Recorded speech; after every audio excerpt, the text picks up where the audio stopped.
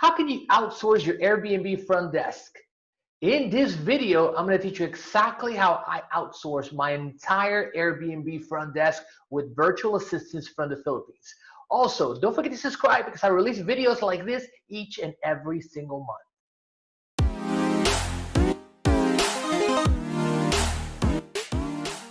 What's up, everybody? George Salas here, helping investors and Airbnb hosts grow their Airbnb portfolios. And today, I'm going to teach you how I outsource my entire front desk in my Airbnb business of 45 plus properties. All right.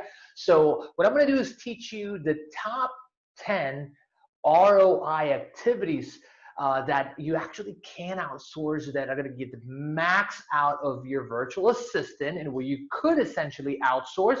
And then I'm going to tell you exactly how Airbnb hosts are operating their businesses right now. Okay.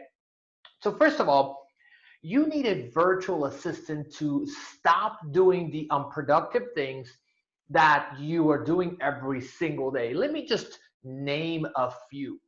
For example, let me just point here between guests and hosts. There's a lot of communication right here, and I made this small graph so you know that if you've got an Airbnb property, you as a host are going to have to actually take care of this property, right? This is your lease, this is your purchase, whatever it is your duty to take care of it.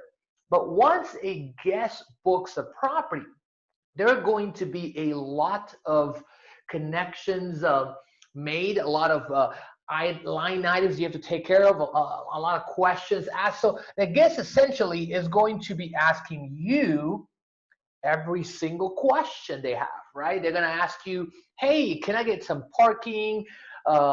Is there like a laundry place? If you didn't put all the details in your place, they're going to continue to ask either through messages or phone calls. So what does a host do right now? A host is answering all the questions. If you are managing a short-term rental property that is your own or someone else's, essentially you are interacting with the guest, you are solving problems, you're answering questions. They want a reservation change, they want early check-in, they want a late checkout. So essentially you are going to constantly be in communication to provide an experience and to be able to answer all these questions. And most of the time, no matter if you put it inside your Airbnb listing profile or not, or even if you put it in the messages, most people are just lazy, right? They're lazy by nature. Everyone is lazy by nature. So what they're going to do is the easiest thing. And the easiest thing to do is simply to ask a question in a text message form on your Airbnb Messenger, right? So what do you do when these guests ask you? You simply answer. So what if you could have somebody that would do all those things for you, right? Now, let's talk about the top 10 ROI activities that you can outsource to your virtual assistant. And mainly, I'm gonna make you a big suggestion. If you're thinking about outsourcing your Airbnb business, whether you have 2, 3, 4, 5, 10 properties, these are, in my opinion, I've carefully, literally just gone through everything, every department and area of the business, and have broken down the roles and tasks in order of importance, right? What is it gonna save you the most time? So in a sense, you have a lot of communication back and forth. So if you start outsourcing this, obviously you're going to have to teach your virtual assistant to say certain things unless you have about 100 saved messages like we do. And then they're canned messages. They're inside the actual back offices where they can just pop them up with a button, right? In case this happens, in case that happens, in case this happens. So there's going to be communication back and forth. You're going to have lots of reservation changes, late checkouts, early check-ins, reservation changes for questions about, a special guest or special requests or a pet, and then you're going to have during check-in and check-out, you're going to have Also a lot of movement, right? Your cleaner needs to do this.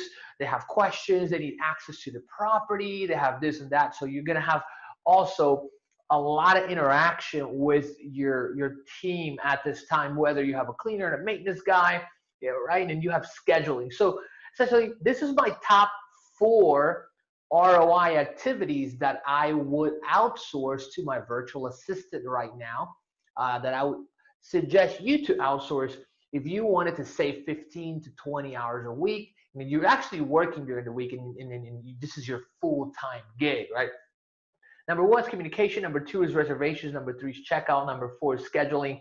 And now dealing with the listings sometimes could be a little overwhelming. So there are a lot of listing changes by season. You've got to make certain adjustments to your title, your description, move your photos around. So these little changes, if you spend 10, 15 minutes a day, it could essentially be hours per week that you're putting into this business. And I was doing this for so long, right? I was doing it until I started building my virtual assistant team that now runs my entire front office and back office, right?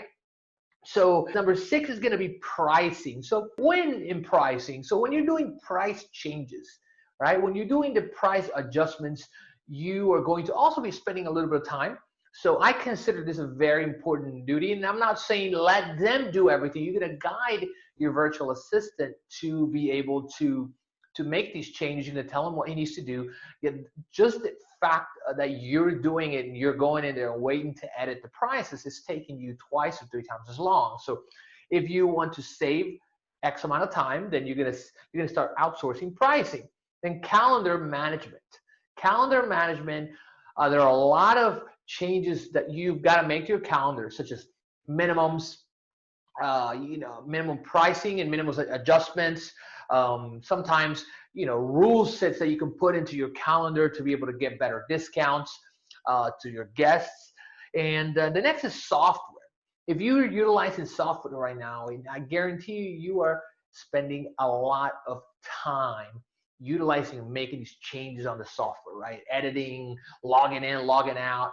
Even if you're doing it on your phone, it's an app, right? And this includes also the software that you're utilizing for your tech, for your security, like your Nest cameras, and then your party squasher, your minute alarms, your Ring doorbells, all those have to be checked.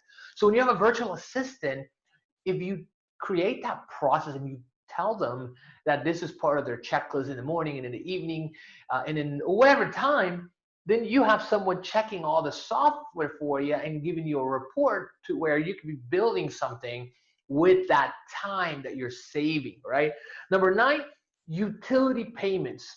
Payments for any kind, anything that you have to do, even making payments to your cleaners, right? Making using the cards, making payments to the utility companies, Comcast, electricity. Sometimes the cards get blocked, and then you have to go in there and log in. All these little times that you're spending accumulate to large amounts of hours per week, and then many, many hours a month. And again, you did not sign up for that. You didn't sign up to be paying bills while you're running an Airbnb business, or creating schedules, or editing listings, or editing prices, right? You signed up because you're an entrepreneur and you wanted to build a business. So I suggest that you follow this, your top 10 ROIs, right? ROI activities. And then number 10 is document creation. And it's just any kind of document, systems creation, right? Your checklists. In this sense, you're going to have to use other tools to actually transcribe your processes and your voices. And then once you do that, you've gotten written up, and you're going to have your virtual assistant format them and then put them into a spreadsheet so you can enforce it to your team, right? Again, these are the top 10 ROI activities that you need to give your virtual assistant, and it's going to save you the most amount of time. And then here, I want you to picture, imagine if you were actually, there was a virtual assistant right in the middle that would be doing all this. They would be doing the communications, right, with the guests, right? So they're in the middle instead of you being there. They would be making the reservation changes when a guest asks for a reservation change. right? They would be taking care of the check-ins and check-outs. So you've got them in the middle right there.